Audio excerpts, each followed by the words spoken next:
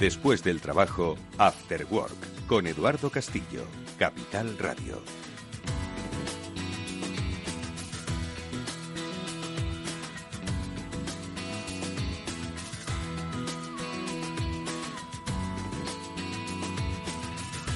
Hola, ¿qué tal, amigos? Buenas tardes. Bienvenidos a Cyber After Work, el programa de ciberseguridad de Capital Radio que cada semana os acompaña en esta sintonía y, por supuesto, a través de las diferentes plataformas, porque su contenido vive, perdura y se comparte, como decimos, a lo largo del tiempo para crear y aumentar la cultura de ciberseguridad de las compañías. Cultura que tratamos de solidificar con la ayuda y el conocimiento de, como siempre, los encantadores y profesionales Pablo Sanemeterio y Mónica Valle, que se sorprenden cada día más de mis adjetivos, todos ciertos y reales. Pablo, buenas tardes, ¿cómo estás? Buenas tardes, Eduardo, feliz año. La verdad es que cada día más sorprendido con las presentaciones, desde luego, no puedo decir otra cosa. Verás la próxima semana. Mónica Valle, ¿cómo estás? Muy buenas tardes, Bueno, Mónica. a mí lo de encantadores me ha fascinado, me gusta, esta me la apunto. Edu, ¿la puedes repetir? Confieso que Pablo se lleva algunos adjetivos de regalo que van dirigidos a ti, así que... Seguro que no. No es que Seguro no sea encantador, se merece pero... todos y más.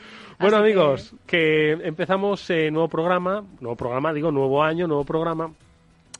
Aunque el pasado programa tuvimos la oportunidad, ojo, y lo podéis escuchar, como digo, en las diferentes plataformas en donde los compartimos los podcasts, en la que pudimos escuchar los profesionales que pasaron por el set de radio que estuvo en las jornadas STIC, en las jornadas organizadas por el CCN, y que muchos otros más han pasado y que estaremos compartiendo, y que, bueno, pues no solo participaron en las jornadas del CCN, sino que dieron las pautas de cómo está ahora mismo el tema, los temas, dónde ponen el foco los expertos en ciberseguridad. Mónica. Sí, pudimos palpar esas tendencias, ese panorama del sector, especialmente en España, conociendo pues cómo ven los especialistas, los expertos de distintas empresas, de entidades, de instituciones públicas, y realmente son entrevistas que recomendamos escuchar para tener una idea global. Están en Internet, se podrán ir escuchando de forma semanal en el podcast que está precisamente para ello. En las 15ª jornadas STIC del CCN están colgados en todas las plataformas de podcasting y ahí van apareciendo cada 2 días, va saliendo una entrevista, así hasta que terminemos todas las entrevistas que estuvimos haciendo en ese set, que tuvimos la suerte de tener a todos estos expertos que aparecieron en las jornadas STIC, como siempre las jornadas de referencia del sector de la ciberseguridad. Que si no estuvieron en las jornadas STIC con nosotros, lo estarán en este programa, como es el caso de hoy. Enseguida le vamos a saludar. Hoy tenemos un invitado muy especial.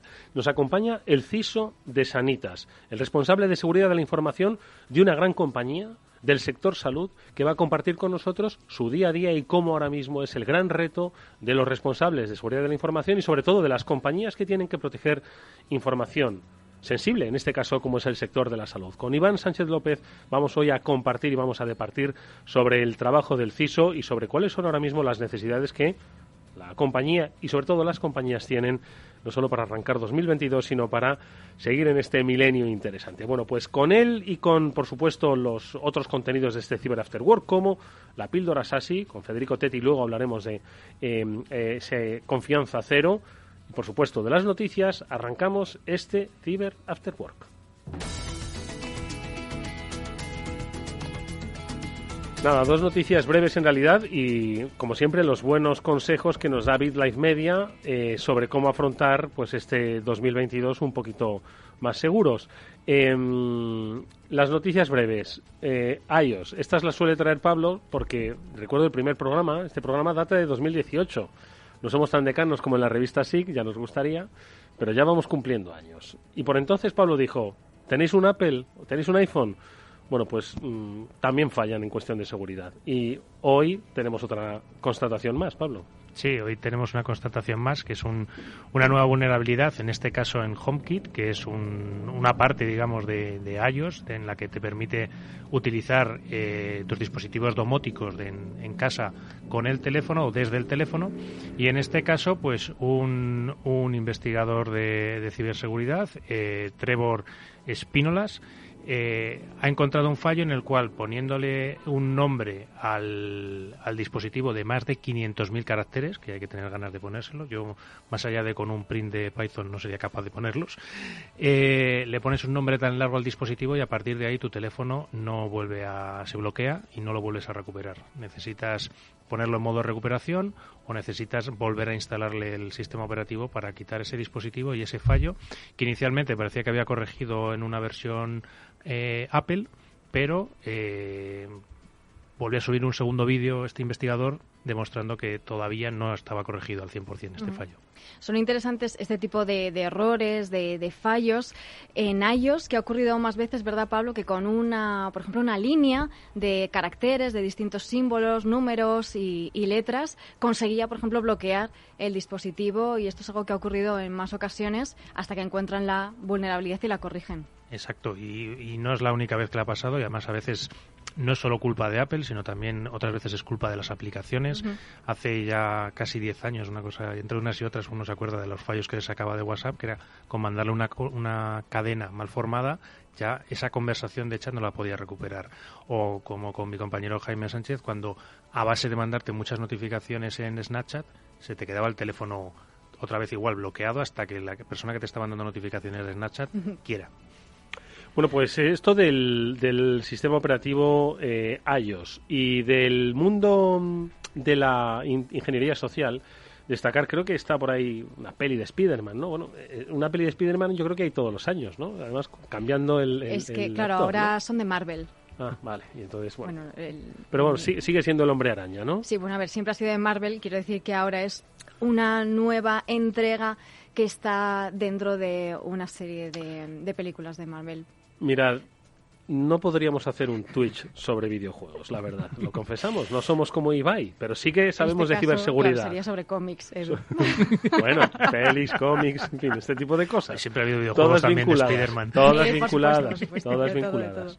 todo. Bueno, precisamente es Spider-Man el que está atrayendo, ¿no? Pues el lado oscuro, y es que hay un malware escondido, ¿no? en pues estas descargas de Spider-Man, que es básicamente para minar criptomonedas, ¿no? Por lo menos es lo que se ha descubierto, Pablo. Exacto, lo que se ha descubierto es, sobre todo, otra de las cosas que aprovechan los malos es, como siempre, las ganas de ver una película recién estrenada, sobre todo sin pasar por caja. Entonces es a través de un torrent, a través de las descargas de P2P. En un torrent concreto en el que se anunciaba esta película de Spider-Man, el último estreno, venía acompañado con un regalito que lo que era un malware que se dedicaba a minar criptomonedas, en este caso de Monero. Como siempre hemos dicho, el tema de la minería es rentable, sobre todo si la luz la paga otro. Especialmente ahora. Bueno, pues, con los precios que tiene, desde luego. Bueno, pues ojito con dónde os metéis y a qué queréis acceder, ¿de acuerdo? Porque al final, como decimos, todo aquello que tiene pues una puerta de atrás, igual lo que tiene a su vez es la instalación de una puerta de atrás en vuestra computación. Y luego, rápidamente, Mónica, las tendencias en ciberseguridad que comentaremos largo y tendido, pero que en BitLife Media, el medio que diriges diligente y brillantemente, ¿qué es lo que habéis visto para 2022? ¿Cuáles son un poco esos focos de la ciberseguridad? ¿Dónde van a estar? Pues hemos hecho, por un lado, una recopilación que la hacemos todos los años desde que la Agencia de Protección de Datos lanza de forma pública ese informe de notificaciones de brechas de seguridad que reciben. De hecho, bueno, para que nos hagamos una idea, el año pasado se han recibido más de 1.500 notificaciones de brechas de seguridad, de datos personales, en este caso de empresas, y bueno, pues comparándolo con el año anterior, que todavía no están las cifras, nos faltan las cifras de diciembre, aumentan esas brechas de seguridad respecto al año anterior. ¿Qué es lo que se ve? Esas brechas, principalmente, y en su mayoría, malware, que en este caso, como sabemos, es ransomware. Las empresas públicas, privadas, han sufrido mucho por el malware durante 2021 y en concreto este ransomware, y en 2022 se espera que ese ransomware siga muy presente como ese quebradero de cabeza de todas las instituciones y también a nivel personal, por supuesto, para los usuarios. Hemos mencionado criptomonedas, también las criptomonedas van a ser utilizadas, como hemos visto en la anterior noticia, como un gancho, como un cebo. Vamos a ver también cómo las infraestructuras críticas van a seguir en el punto de mira y ataques a la cadena de suministro, que lo hemos visto también durante 2021 en varias ocasiones, y todo apunta a que va a seguir en 2022 como una de las principales tendencias. Estos son tendencias que hemos recopilado de distintos informes, estudios lanzados por instituciones y empresas que han analizado los últimos meses de 2021 y cómo se prevé este 2022. Y bueno, oye, dentro de todo este magnífico recopilatorio que hace Mónica en BitLife Media, ahí yo destacaría dos cosas más. A mí me ha llamado mucho la atención uno que es el malware oculto y persistente en los firmwares, de router, de dispositivos IoT, etcétera. Me parece una tendencia bastante llamativa, yo creo que bastante interesante para el futuro y a vigilar. Y sobre todo que le echen un vistazo al repaso de todos los incidentes que hay mes a mes, publicado en el artículo de Mónica, porque es súper instructivo cómo lo vas viendo mes a mes, qué casos han pasado, qué cosas han pasado, y nada, pues lectura obligatoria para todos nuestros oyentes. Bueno, pues estoy seguro de que con nuestro invitado, con Iván Sánchez López, CISO de Sanitas, vamos a comentar estas y otras tendencias que vive en su día a día como responsable de seguridad de la información de esta gran compañía. Enseguida les saludamos, pero antes tenemos que hablar con los especialistas de Netskope, que este año la píldora SASI habla sobre, pues eso, confianza cero en los datos.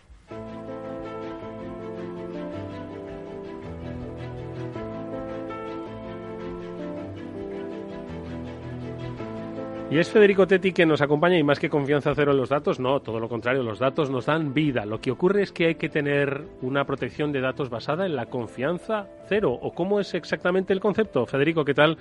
Buenas tardes, bienvenido a los amigos de Netskope, como siempre. Feliz año nuevo, y háblanos de qué actitud adoptar para la protección de nuestros datos.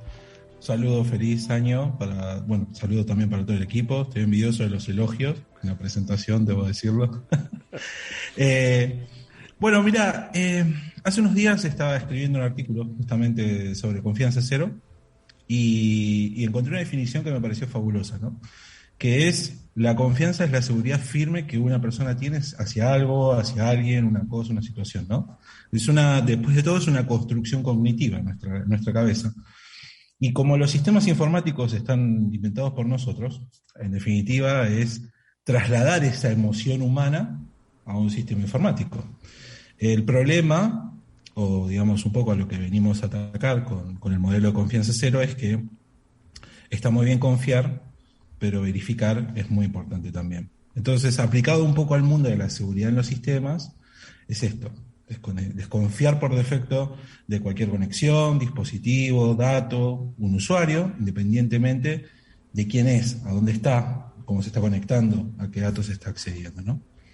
Hasta ahora, el paradigma habitual era: yo lo conozco a Pablo, confío en Pablo, Pablo se conecta con su ordenador a mi oficina, se conecta a mi servidor, a mi SharePoint, descarga, sube, hace lo que quiere. ¿Qué pasa cuando Pablo se conecta con un dispositivo personal? Yo confío en Pablo, pero ¿confío en su ordenador personal? Es un gran ejemplo, la verdad, Federico, y es un punto en el que todas las empresas, precisamente con gestión de datos, se tienen que andar preocupando. Es cierto. Entonces, un poco esto del Zero Trust, ¿en qué se fundamenta? Se fundamenta en unas capas, ¿no? Una de esas capas es limitar el acceso de Pablo, el privilegio que tiene, segmentar ese acceso, validar que es Pablo, validar que el dispositivo con el que Pablo se está conectando es un dispositivo que cumple con algo que también escuchamos muy a menudo, que es una postura de seguridad, ¿no? Esta postura de seguridad en el dispositivo es uno de los puntos más importantes, porque por un lado queremos saber que es Pablo el que se conecta a nuestro OneDrive, a nuestro Google Drive, pero por otro lado queremos saber que el dispositivo que Pablo está usando para acceder es un dispositivo que cumple con ciertas medidas básicas de seguridad, ¿no? Por ejemplo, que tenga un antivirus instalado, que tenga un certificado, que sepamos que ese certificado lo pusimos nosotros, inclusive que ese dispositivo pertenece al dominio, quizás. Y el tercer punto es cómo adaptamos los controles de una solución que está dada en el mundo de SASI, en la nube, un stack que existe en la nube, para poder aprender y adaptar todos estos controles y controlar, según el comportamiento de Pablo, a dónde está accediendo. ¿Y cómo se logra esta integración, Fede?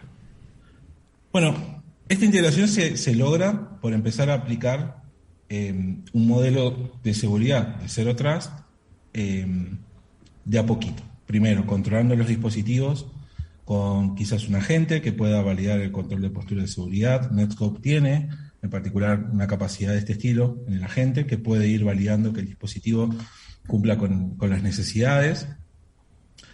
Identificar a los usuarios, o por hoy, ¿no? Autenticarse, loguearse, tener credenciales que puedas identificar que son muy importantes y que la tecnología pueda llevarse eso para poder decir, ok, Pablo, estás accediendo a un dispositivo que cumple con la postura de seguridad de la organización, sos vos el que está conectado, ahora te voy a dejar acceder al OneDrive de la organización. Pero ¿cuál es el problema? Que lo más común que pasa hoy por hoy es que la gente, los usuarios, acceden de dispositivos personales, ¿no? ¿Cómo podemos seguir teniendo un control sobre este tipo de nuevo paradigma, ¿no? Estos cambios que ocurren. Y aquí es donde una solución inteligente que puede discernir si el dispositivo al que te estás conectando es un dispositivo corporativo o personal, también permite en cierto nivel en su estructura SASI decir, bueno, Pablo, vos vas a poder acceder al OneDrive corporativo para poder leer N ficheros, pero no vas a poder descargar esos ficheros a tu dispositivo personal. La verdad es que francamente interesante. Y otro punto quizás interesante también, el control horario y zonas geográficas donde puedes hacer este tipo de conexiones, y esa parte de Zero Trust de constantemente, es decir, no es porque te hayas autenticado una vez, ya eres Pablo siempre, sino que voy a validar realmente que eres constantemente Pablo. Es exactamente eso. Nosotros partimos de la idea de construir una arquitectura de Zero Trust en un mundo SASI, mantener y monitorizar todas estas políticas y de que la arquitectura esté en constante funcionamiento de contralor y validar y verificar constantemente. Es básicamente lo que apuntaba Federico Tetti, aprender y adaptarlo, sin interrumpir el negocio, sin que apenas se perciba, dotando las, digamos, validaciones, ¿no? y los accesos a quien realmente debe tenerlo, y entendiendo pues que vivimos en un mundo donde ya no hay fronteras ni virtuales ni de dispositivo. Y, por supuesto, en ese escenario, en ese ecosistema, debemos proteger lo más importante de nuestra organización, que es el dato. De eso es de lo que vamos a hablar ahora con nuestro siguiente invitado. Es la píldora SASI, nos ha traído Federico Tetti. Como siempre, un placer, Federico. Gracias, hasta la próxima. Igualmente, semana. Hasta la próxima.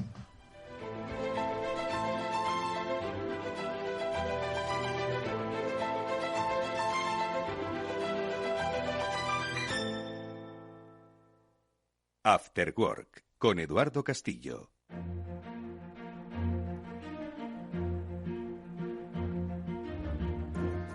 Bueno, pues nuestro invitado, Iván Sánchez López, lleva 15 años dedicado al área de la protección de la información y la ciberseguridad. Ha desarrollado su carrera en diferentes puestos a lo largo de varios sectores.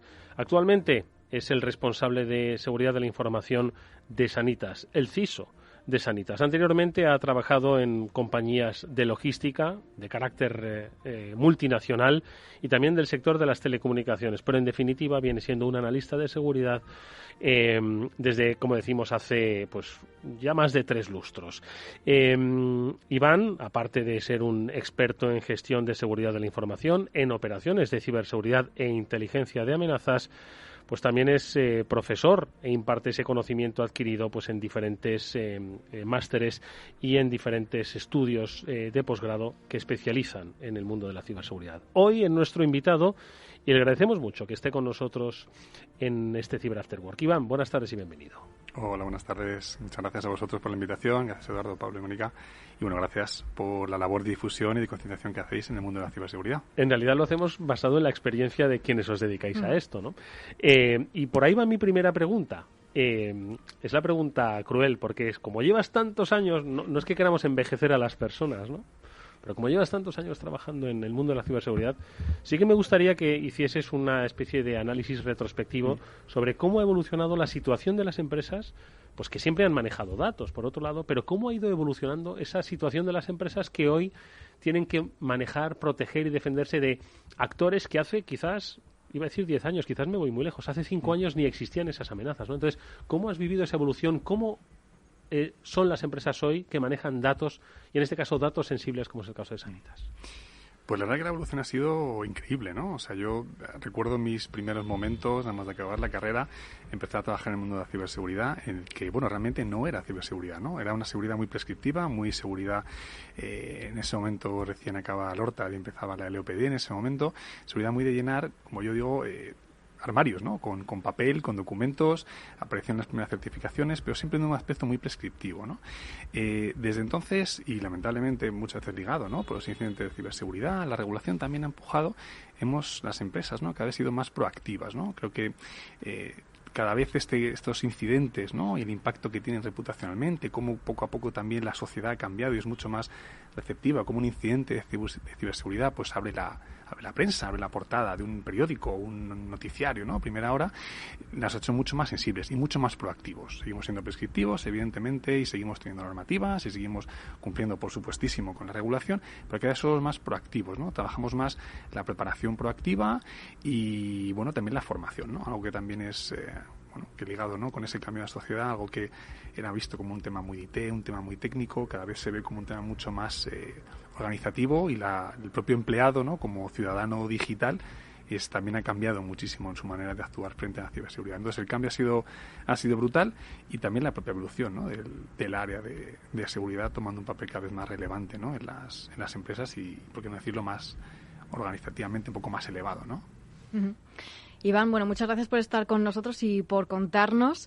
De hecho, bueno, el sector sanitario es uno de los más atacados, otra de las tendencias que no hemos comentado, pero lo hemos ido viendo, y además con el tema de la pandemia y del COVID ha sido un sector pues que, bueno, los ciberdelincuentes saben que pueden atacar ahí y van a, por lo menos van a intentar conseguir algo. ¿Qué diferencia hay a la hora de abordar una estrategia de ciberseguridad cuando se trata del ámbito sanitario, y qué principales retos o desafíos tenéis ahí?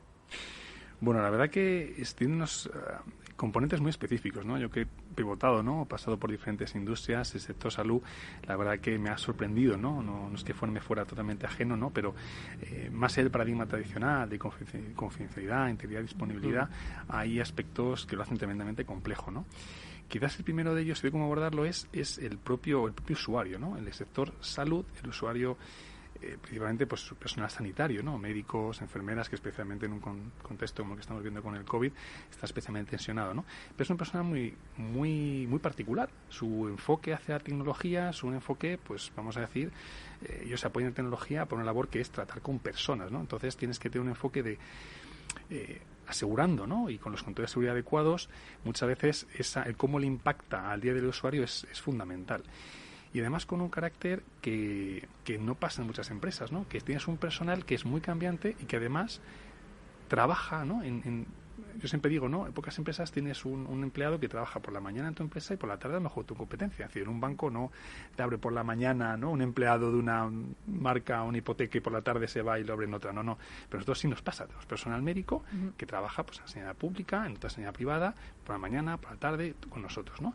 Entonces, muchas veces los controles de seguridad que vienen, ¿no? De esas otras empresas o áreas que trabajan, pues hay que ser muy consciente de cómo les impacta, ¿no? Entonces, ¿cómo abordarla? Pues empezamos, ¿no?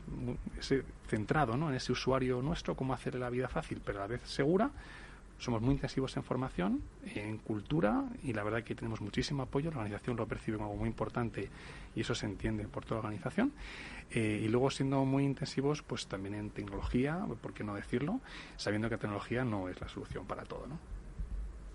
Pero que hay que apoyarse en ella también, como siempre se dice, de tecnología, personas y procesos. Correcto. Para poder tenerlo.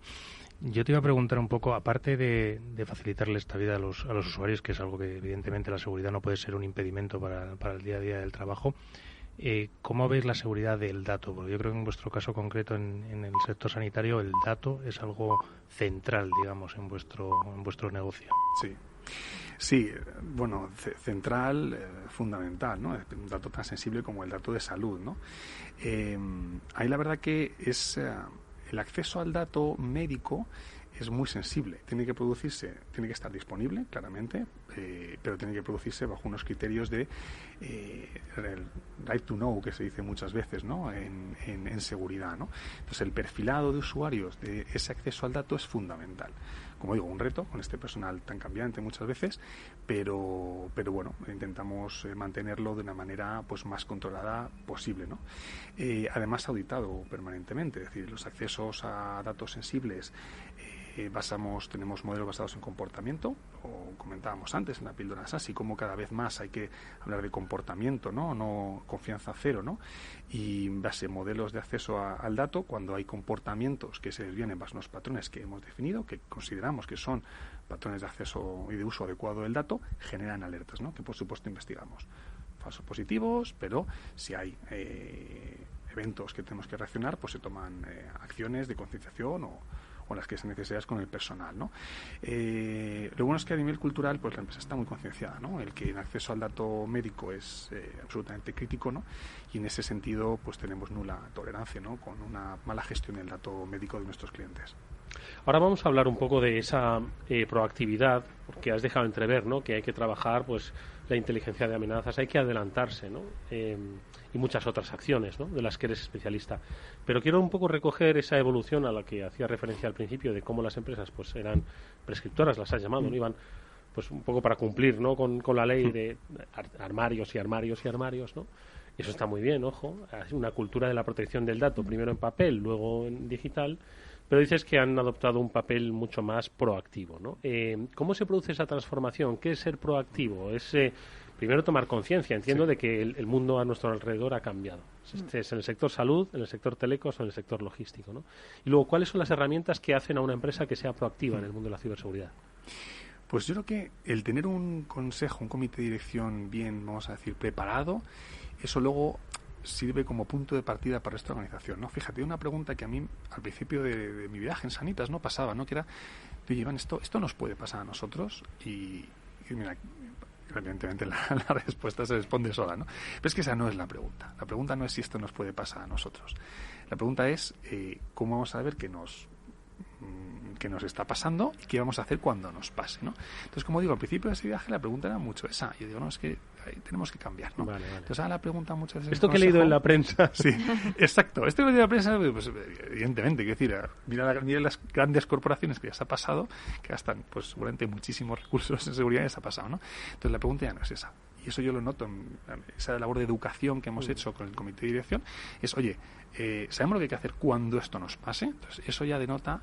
Ahí hemos pasado de pantalla, ¿no? Estamos en un grado de madurez, vamos a decir, adicional. Entonces, ese grado de madurez adicional te abre muchas puertas, porque al final eso, organizativamente, cuando una empresa, los directores, los mandos, perciben que el comité de dirección le da importancia, que, oye, que el CISO, pues yo, el que esté en ese momento, tiene audiencia, va cada mes, 30 minutos, 1 hora, y tiene ahí foro, la gente entonces te escucha, ¿no? Entonces, el primer mensaje es tener muy, vamos a decir, ayudar, ¿no?, a entender a tu comité de dirección, bueno, pues que esto puede pasar y que estás haciendo las cosas adecuadas, ¿no? Y a partir de ahí, pues eso lleva en cascada en la organización.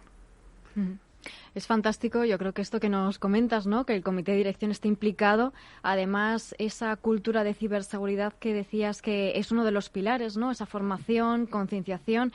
En el sector salud, además nos estabas diciendo que hay unas características diferenciadas respecto a otros. ¿Cómo lleváis a cabo esta formación, esta concienciación? ¿Cuáles son los puntos clave en los que os fijáis?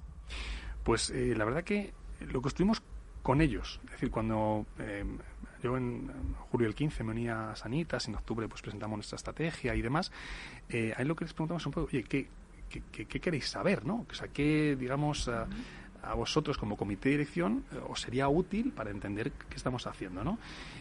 Muchas veces, pues, huir, ¿no? Muchas veces de lo que de esa generar, pues, ha pasado esto o nos puede pasar lo otro, que al final genera cierto nerviosismo, ¿no? Que evidentemente pues también lo contamos cuando pasan las cosas, ¿no? Pero ¿qué queréis saber, no? Entonces definimos un modelo un poco de indicadores, de temas y una periodicidad para regularmente ir a contarlo, ¿no? Entonces construimos eso conjuntamente con ellos y la verdad que bueno, ha ido muy bien. La verdad que nos han pedido cada vez más, bueno, quizás no ha ido tan bien porque la verdad que al final trabajo genera trabajo, no, pero realmente estoy muy contento porque hemos elevado, ¿no? Yo creo un poco el nivel, ¿no? Y bueno, yo creo que hay compañías que han sido capaces también de crear dentro del comité de dirección pues grupos asesores, ¿no? Expertos en ciberseguridad, ¿no? Y ciertos bancos que toman la delantera. No estamos ahí todavía, Nosotros en Sanitas quizás algo plantear en el futuro. Hace poco leí una encuesta de Gartner que decía que para el 2025 el 40% de las organizaciones tendrán un asesor especialista para el comité de dirección en ciberseguridad, ¿no? Bueno, pues quizás es el siguiente paso, ¿no? Tener, bueno, pues ese asesor independiente, ¿no? De todas formas, esto me hace pensar que cuando el primer paso, ¿no? La toma de conciencia por parte del comité, vamos a ponernos manos a la obra, vamos a analizar cómo es nuestra compañía, qué tenemos que proteger, lo que debemos proteger. Es cuando una empresa se da cuenta de los múltiples ecosistemas que tiene dentro de su propia empresa, ¿no? Y dice, oye, pues esto hay que protegerlo así, esto hay que protegerlo así. Entiendo que también es una labor importante, necesaria y que sorprende a muchas compañías, ¿no? Les hace ser mucho más eficaces en negocio también, ¿no? Sí. Sí, además muy variado, porque Sanitas al final es una marca, ¿no? Pero debajo hay distintas empresas. Está la aseguradora, que es el entorno más regulado, ¿no? Y luego tenemos pues la parte de provisión de servicios de salud, ¿no? Hospitales, centros médicos, ¿no? Entonces, evidentemente, cada uno de estos entornos tiene su manera de trabajar. El entorno hospitalario es un entorno 24/7, es un entorno físicamente abierto. Tecnológicamente no solía estar muy conectado, está siendo más. El sector asegurador es un sector pues más meramente financiero, un sector que trabaja del 8x5, y tiene cada uno su casuística, como digo, ¿no? Entonces vas definiendo un poco esas joyas de la corona, ¿no? Que es importante para cada gerente de negocio, y al final tienes que definir una estrategia común, porque algo que sí que teníamos claro en Sanitas, que eso fue uno de los primeros retos que tuvimos, es que estas unidades de negocio al principio, pues bueno, quizás no muy bien conectadas en el ámbito de la seguridad, con distintos focos. El médico de un hospital con la línea de seguros que decía, ¿no? Exacto, claro, es que el médico, pues mira, es que mi negocio es atender a gente 24/7, esto tiene que funcionar siempre y tiene que ser fácil. Y el mundo asegurador dice, sí, pero yo tengo que vender seguros, tengo a la DGS, y entonces al final llegar a un punto común en el que pues el control de seguridad son aceptados por todos, sin imposición y sin crear ese miedo, ¿no? Ese fue el primer reto que tuvimos. Pablo. Y desde el punto de vista, quizás, como hablábamos antes, que la tecnología es necesaria, no es la única bala, pero es necesaria. ¿Cuáles son un poco los pasos tecnológicos o los puntos tecnológicos que disponen en esa estrategia de ciberseguridad para una compañía como la vuestra? Pues el primero fue un poco consolidar. Como decía, cada unidad de negocio inicialmente tiene soluciones parciales que cubrían sus necesidades o, a su entender, las cubrían bien, pero eran muy locales. Eso operativamente era ingestionable. O sea, tú un equipo de seguridad tiene que atender hacia cierta homogenización, ¿no? Si no es imposible, necesitas muchísima gente, es ineficiente.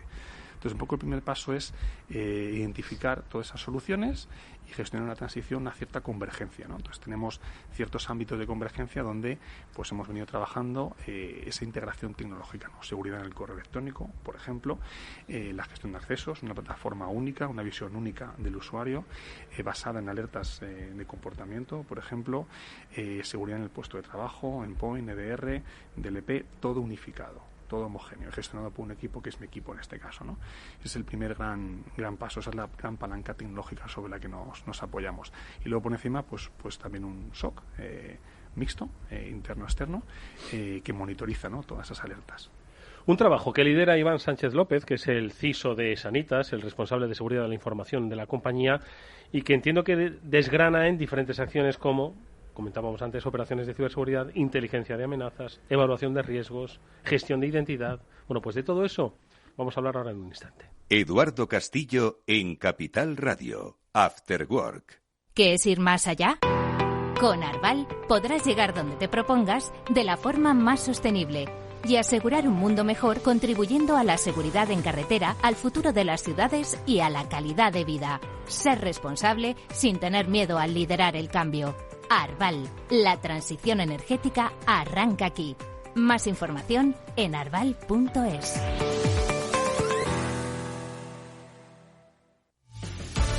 Muy buenas, mi nombre es Sergio Fernández y estoy aquí para invitarte al primer programa de criptomonedas de la radio española. ¿Quieres saber qué es un Bitcoin? ¿Qué es esto de Cardano, Solana, Ethereum? Todo esto te lo vamos a contar en Cripto Capital de lunes a jueves de aquí en Capital Radio. Después del trabajo, After Work, con Eduardo Castillo, Capital Radio.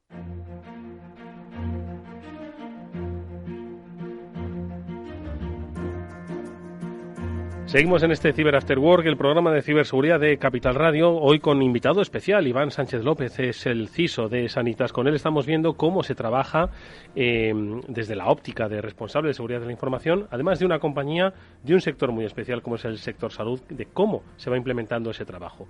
Nos contaba antes cómo era esa estructura, esa... Más que jerarquías, aquí no hay jerarquías, aquí hay jerarquía operativa, ¿no? Más que de liderazgo, ¿no? Bueno, entiendo que también hay liderazgo, lo hemos comentado. No me voy a liar más. Pero ahí también entiendo que un trabajo diario, ¿no? Pues para adelantarse, ¿no? a los posibles episodios o incidentes. ¿Cómo trabajáis? ¿Qué es lo que más desarrolláis? No sé si por estar en el sector salud trabajáis unos en lo que es la gestión de identidad o todos en general son igual de válidos para en este caso, vuestra compañía. Pues estos últimos años hemos estado muy focalizados precisamente en la gestión de identidad, un poco por lo que decíamos, ¿no? Esa unificación entre distintas áreas de negocio, y la verdad que estamos en un punto bastante, razonablemente maduro, ¿no? Creemos, ¿no?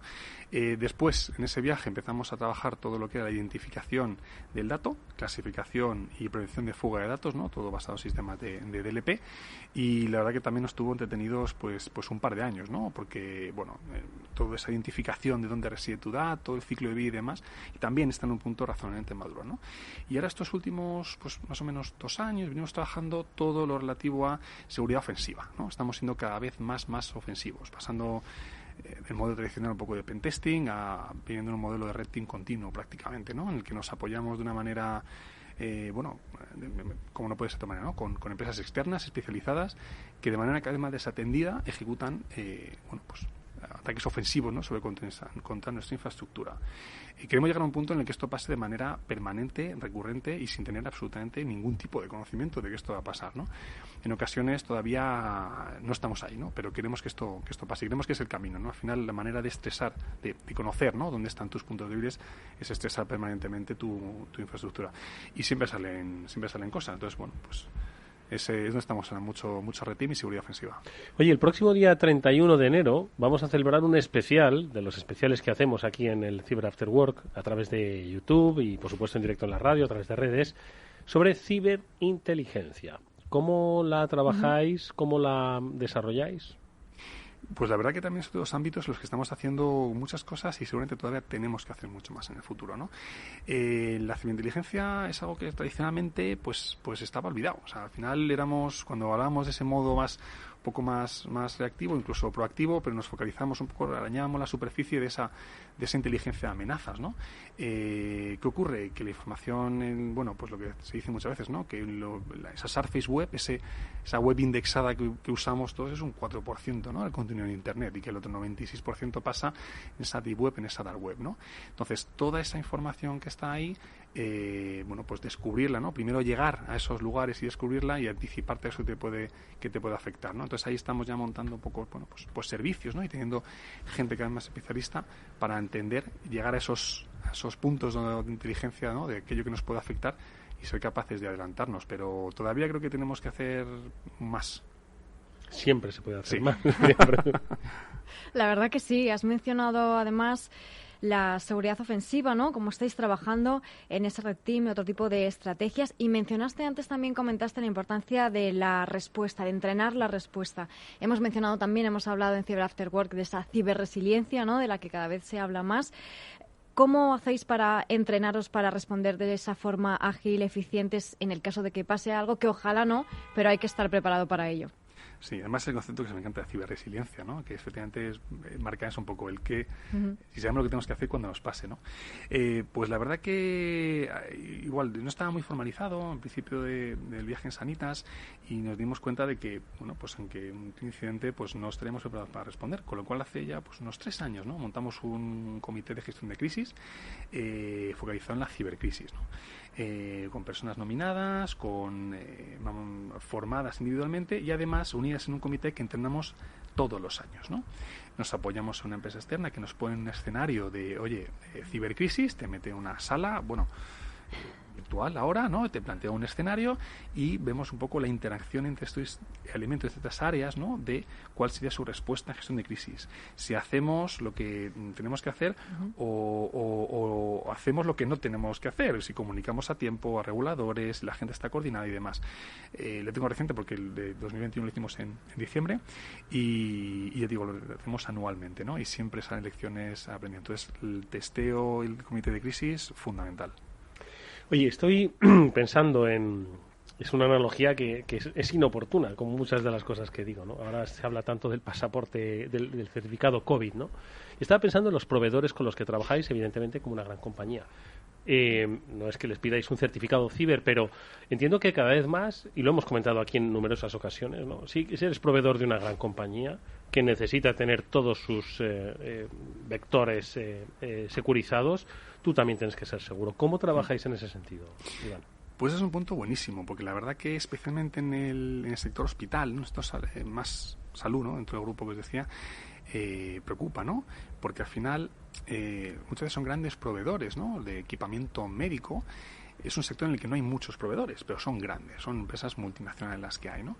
Y evidentemente su foco es ese aparataje médico, pues que sean, bueno, que sirvan la función, ¿no? Pero muchas veces ese punto de ciberseguridad no se contempla bien. Te puedes encontrar máquinas de resonancia, máquinas de rayos X, máquinas de tomografía, son máquinas que valen mucho dinero, máquinas muy específicas, que a lo mejor lo que montan es un sistema operativo pues antiguo, no parcheado, no gestionado, gestionado remotamente de manera insegura, y ahí la verdad que muchas veces nos cuesta, ¿no? Creo que la Unión Europea lleva ya tiempo persiguiendo un estándar de certificación, ese sello de seguridad, ¿no? Igual que lo hay de calidad para tantos productos, de seguridad en productos sanitarios, y la verdad que es una muy buena iniciativa porque al final un entorno hospitalario es un entorno que está hiperconectado. Entrar a un hospital, lo puedes ver, es casi como entrar a un data center, ¿no?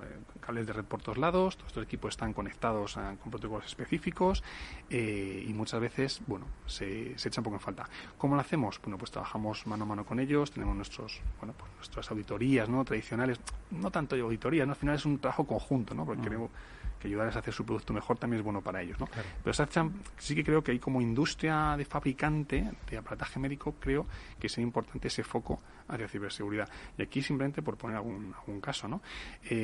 Hace pues un año y medio aproximadamente unos investigadores de la Universidad de Ben Gurion de Israel pues demostraron cómo con una Raspberry, algo tan sencillo como una Raspberry de 20 euros, conectada, ¿no? a una red interna de un hospital, era capaz de inyectar datos falsos y modificar en tiempo real imágenes de tomografías y rayos X. De manera que se podía inducir a error al médico. De manera que se vio una imagen en la que había un cáncer o cualquier tipo de dolencia, la modificará para que pareciera que no la había o viceversa, ¿no?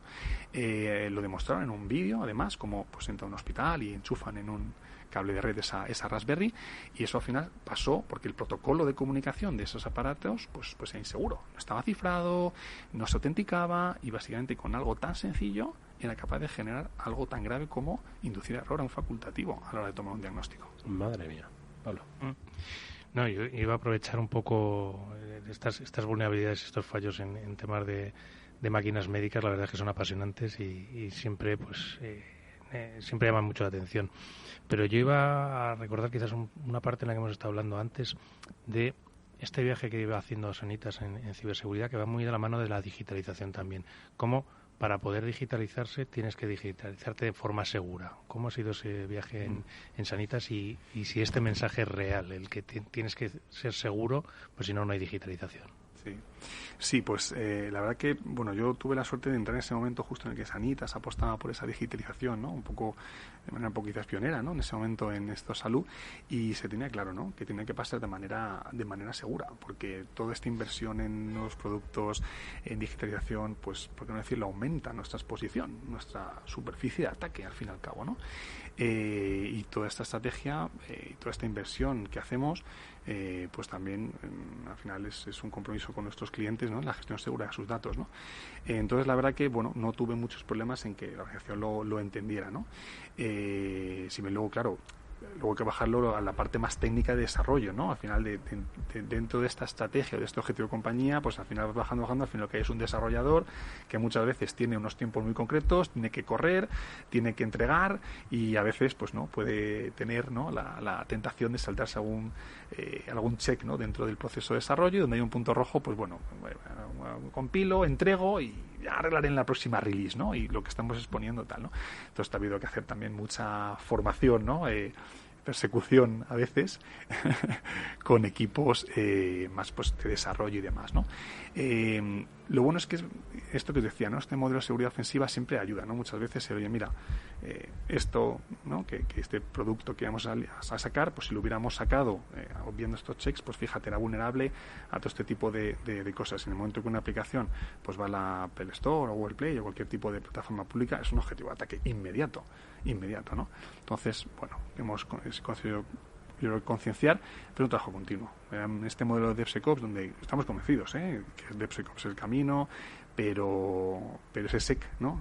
Eso de hablar de DevOps asusta, ¿no? Hay que meter ese SEC, y estamos convencidos que esa agilidad se puede tener, pero con seguridad, y que es un absoluto básico, vamos. Uh-huh. Y el sector salud, Iván, se basa en la confianza. De hecho, fíjate lo que nos acabas de contar de esa maquinaria vulnerable. Nos pone los pelos de punta por todo lo que puede conllevar. Y en este sentido, ¿se ha valorado, crees que podría ser interesante valorar en cuanto a la estrategia, mostrar al público esa ciberseguridad, esa apuesta por la ciberseguridad de la empresa como un valor añadido? Incluso a nivel de estrategia, publicitarlo. Oye, mira, somos una empresa cibersegura. Es también una relación de confianza, ¿no?, para los clientes. Sí, absolutamente. O sea, yo creo que al final esto añade, es un intangible, pero que añade, ¿no?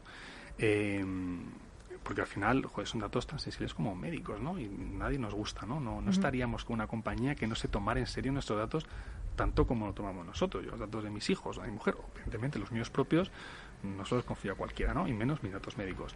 Entonces sí que estaría bien, ¿no? Yo creo que quizás falta ese concepto todavía, ¿no? Muchas veces pasa, ¿no? Poniendo un ejemplo, hilándonos con algo tan... Oye, cuando Facebook compra WhatsApp, ¿no? WhatsApp no tiene grandes propiedades, ni tiene grandes activos, tiene datos.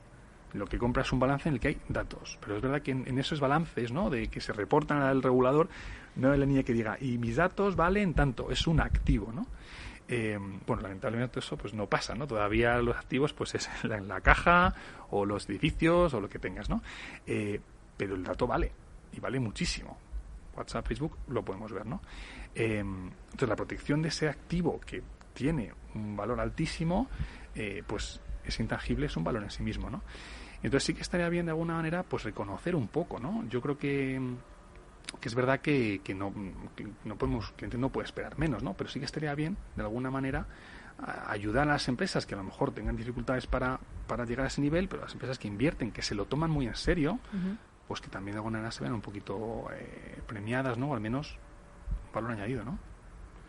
Oye, Iván, en tu día a día, y ya entrando no en un terreno personal, ni mucho menos, pero sí como CISO, tú todas las mañanas cuando vas a la compañía, o no sé si estáis teletrabajando, te llega el informe y dices, madre mía, a ver qué me voy a encontrar, a ver qué ha pasado en estas últimas 12 horas donde España ha estado a oscuras y ha habido mucha actividad.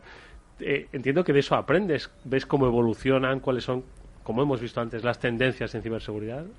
Sí. ¿Tiemblas cada mañana o qué? La verdad que la gestión del estrés, ¿no?, en el mundo ciber, y alguna vez lo habéis hablado en el programa, pues cuando hiciste el programa con Gonzalo, con Asensio, en las cervezas, ¿no?, hablasteis también. La gestión del estrés en el mundo ciber es clave, ¿eh? O sea, a todos los niveles. A nivel responsable, pues evidentemente porque también tienes una mochila muy pesada, ¿no? Y también a nivel de analista es importante. Entonces, ser capaz de mantener, vamos a decir, cierta calma en momentos muy complicados marca la diferencia entre, oye, decir, mira, me dejo esto y me voy al campo, o voy a la oficina y intentar, ¿no? Entonces, yo intento empezar el día siempre leyendo, siempre las hora y media, 2 primeras horas de mi día me las paso leyendo, qué ha pasado el día anterior, bueno, o sea, tenemos el Log4j, o antes teníamos el tema de Casella, o antes teníamos lo que fuera, ¿no? Pues leyendo cómo estamos, cómo está el mundo, cómo está el grupo, cómo estamos nosotros, viendo KPIs, indicadores, y si hay desviaciones, pues oye, con el equipo, oye, ¿qué está pasando? ¿Por qué esto tal? Estamos haciendo las cosas aquí y allá, ¿no? Y después el resto de media me lo paso un poco, pues diseminando, ¿no? Un poquito ese conocimiento, traduciéndolo, ¿no? En mensajes un poco más entendibles, pues a mi jefa, al resto del área, al resto de responsables de negocio, ¿no? Pero es verdad que, decías, duermes, pues a veces cuesta, ¿eh? A veces cuesta mantener la calma en tiempos tan convulsos. Pero bueno, de ahí depende un poco lo que hablabais antes, ¿no? La respuesta que luego das, ¿no? Si tienes la seguridad de tu compañía en la cabeza, luego la respuesta que das ante un incidente es lo que quizás pues marca la diferencia entre salir cuanto antes o no salir, ¿no? Exacto, sí, y además que muchas veces lo vemos, ¿no? Cuando hablamos antes de comunicar el testeo, ¿no? Estos ciberejercicios que hacemos, ¿no?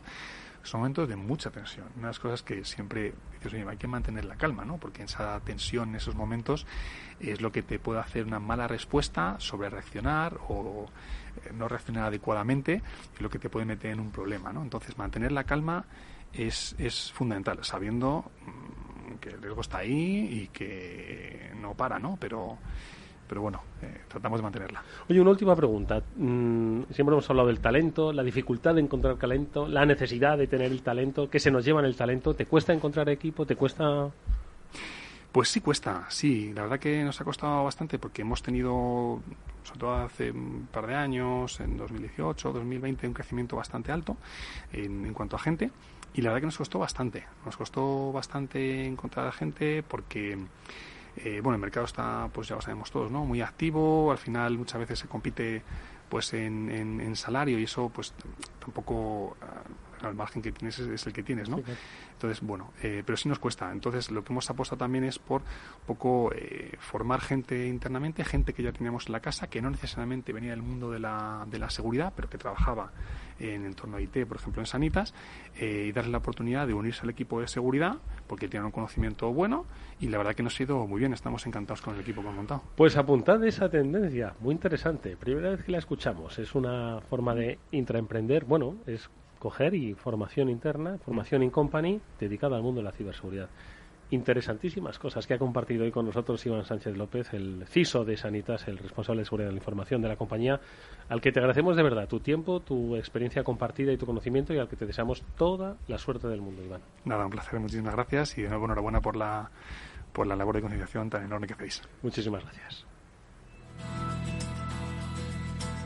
Bueno, pues nosotros nos despedimos agradeciéndole a Iván, por supuesto. Ha estado muy bien el programa de hoy y forma parte ya de la historia de este After Work. Sí, muy interesante. Muy interesante. Como otros compañeros que han pasado y a los que también queremos hacerles un pequeño guiño. Pablo. Por supuesto. A Ángel Ortiz también, que ha pasado por aquí en varios programas y que hoy nos ha publicado su compañía Cisco un artículo, un post en el que pues enlaza y comenta las participaciones que ha tenido en este programa, que la verdad se lo agradecemos un montón y esperamos poder volver a contar con él pronto. Y que hablaba de la necesidad, lo que apuntaba Iván, de divulgar cultura de ciberseguridad. Sí, eso al final es una labor de todos y lo hemos estado viendo durante los últimos años, desde el sector privado, público, medios de comunicación, todos ponemos nuestro granito de arena y es la mejor manera.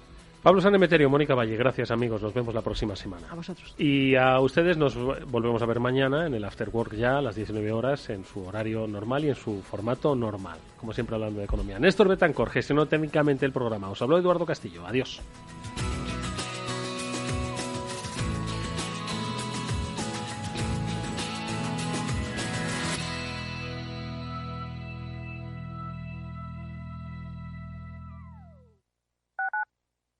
Capital Radio Madrid 105.7.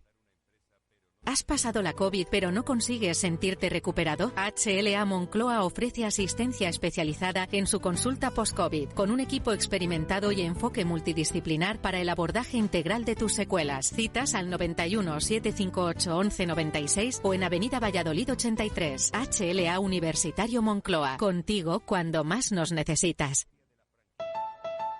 Escucha cada jueves a partir de las 10:05 de la noche en Líderes Globales las entrevistas que Raúl Castro nos trae desde Florida. Personas inspiradoras de habla hispana que han destacado en sus actividades más allá de nuestras fronteras y que nos dejan sus enseñanzas y aprendizajes desde el punto de vista más personal. Líderes Globales con Raúl Castro en Capital Radio. Capital Radio. Siente la economía. ¿Microempresario? No, tú eres David, capaz de enfrentarte a diario contra Goliaths. Por eso lanzamos Negocio Ilimitable de Vodafone, para que tu negocio tenga todas las herramientas que necesitas. Infórmate en vodafone.es/negocio ilimitable. Vodafone Business. Together we can.